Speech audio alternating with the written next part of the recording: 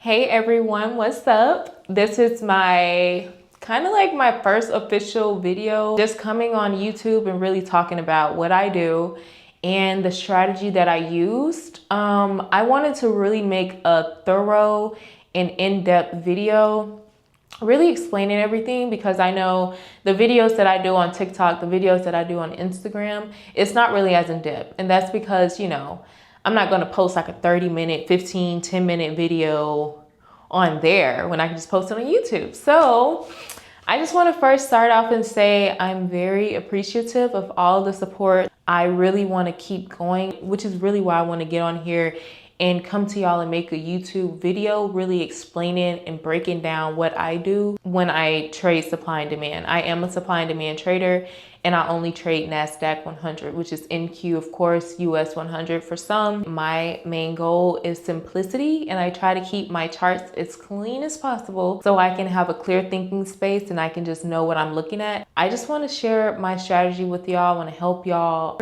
Yes, I do offer courses, but that is strictly for the people that want one-on-ones, the people that want that extra hand holding, that may not understand what I'm posting or may not understand what I'm saying when I'm typing back to them. They just want that one-on-one. So many fake pages that's been being made. My only page that I have on TikTok and Instagram is the Chart Babe. No extra periods, underscores. That is it. That's it. But let's go ahead and get into it, y'all. I'm just picking the camera up, literally just relaxing, and I'm just like, let me get this out. I take my trades on the 5-minute, and this is my steps that I take before I enter a trade. Keeps me from taking unnecessary losses. This is what I do. I'm going to tell y'all first, and then I'm going to show y'all on the charts. First thing that I do, I find a trend. Okay, find the trend, find the asset that you're trading. I only trade NQ, going to NQ, and I'm finding the trend. Simply go on there, find the trend. If I see that there's candles moving up after I do my top-down analysis, more than likely we're looking for buys, because I'm not really taking too much confluence on the 4-hour or the 1 hour or like the daily. I look at that, I consider it, and I mark out certain levels, but it's not completely influencing what I'm doing on the 5-minute, if that makes sense. So after my top-down analysis and I'm on the 5-minute, if I see a consistent downtrend that's trending, I'm looking for sales. That is my first step. Finding the trend. Find the trend, try to get in on the trend. That's the whole goal. Second step, I wait for a break of structure. So after I find that trend, I'm looking for a break of structure. So I see it's a downtrend. If I see that price give me a break of structure, I'm marking out that supply zone, okay? Or if I'm looking for buys and give me a break of structure to the upside, I'm marking out that demand zone. That's it. That's step 2. Step 2 has been done, break of structure. Okay, we're moving to step 3. Step 3 is retest my zone. I do not want my zone to be disrespected. Disrespected is if it invalidates over my zone where I put my stop loss. I don't want it to disrespect my zone, but I want it to retest the zone, and I want to see rejection from that. So I want it to retest it, but not invalidate it. Okay, so that rolls into step 4, which is taking an entry. Now, a lot of people that trade supply and demand, if you trade supply and demand, I know a lot of people have different entry types. You have an aggressive entry type, you have conservative entry, and you also have a break of the candle, if you will. Someone that I was watching, kind of like a mentor, I feel like you definitely have to be a good follower to be a great leader. When I was following them at the time, I definitely got this from them, the break of the candle, because sometimes the market will be set up in a way where the candles are moving too aggressive. And it's like, if I wait for a conservative entry, now my stop loss is out of this world. My stop loss is like 200 points and I don't have that much drawdown on my account. What do I do? Okay, so that's something that kind of helped me with aggressive candles. I'm a type of girl, I like to be more than sure. If I'm putting my money on the line, I definitely want to wait until I see something confirmed. I definitely want to wait until price shows me I want to sell, or it shows me I want to buy. So I definitely am a conservative candle type of girl. And I feel like sticking to these 4 steps, it has literally helped me so much. It has helped me become a more disciplined trader, because if you do not see these 4 steps taking place, why are you in a trade? And then if you lose out on a trade and you didn't wait for these 4 steps, can you be mad at anybody but yourself? No. I feel like that is something that I consistently see in a trending market. And yeah, sticking with your one trade, stick with one trade, stick with one asset, stick with what you know.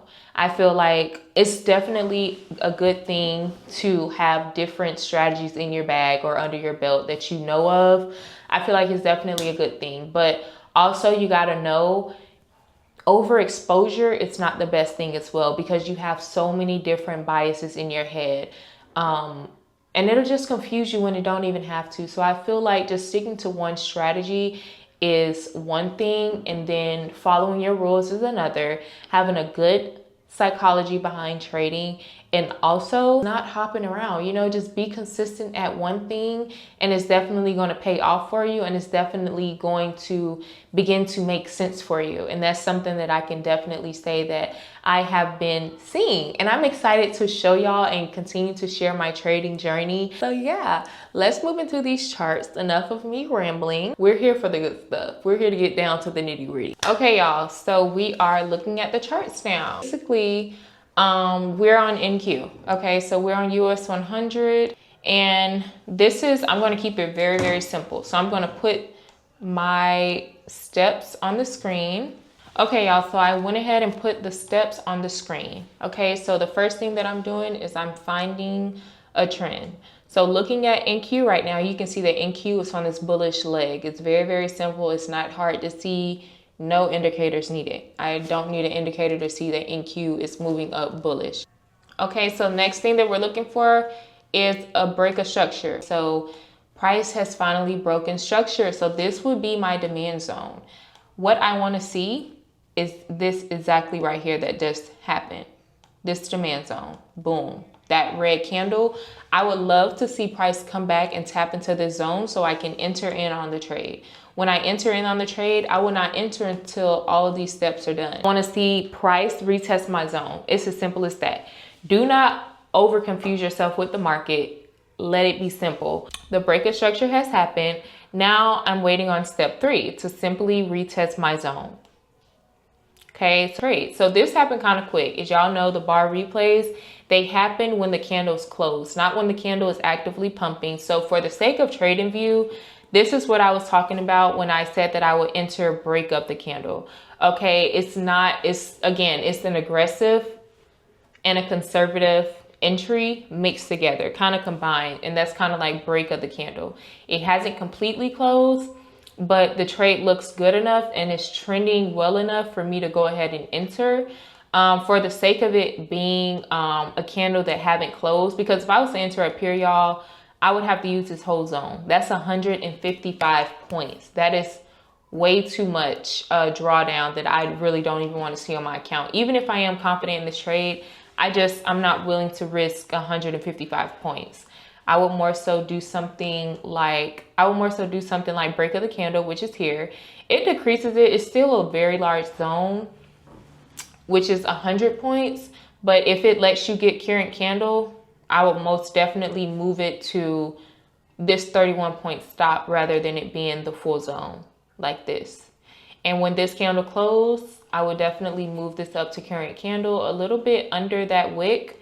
And then I usually, depending on what time of the day, if it's still a lot of volume in the market, if it's like in the morning or a little before 12, I can see a good trade kind of mapping out like a 1-to-2 risk to reward ratio. I'm going to set it for a 1-to-1 just so y'all can see.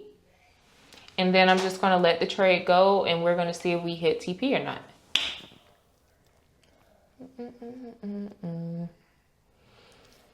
Okay, so we almost hit it. It's like we missed it by a hair, but once you're in the trade, do not exit yourself out, because if you exit yourself out, you're going to have to sit there and watch the trade play out if it does without you being in it. And now you're fighting yourself psychologically like, dang, I should have stayed in, or let me try to hurry up and enter again. No, you already exit out.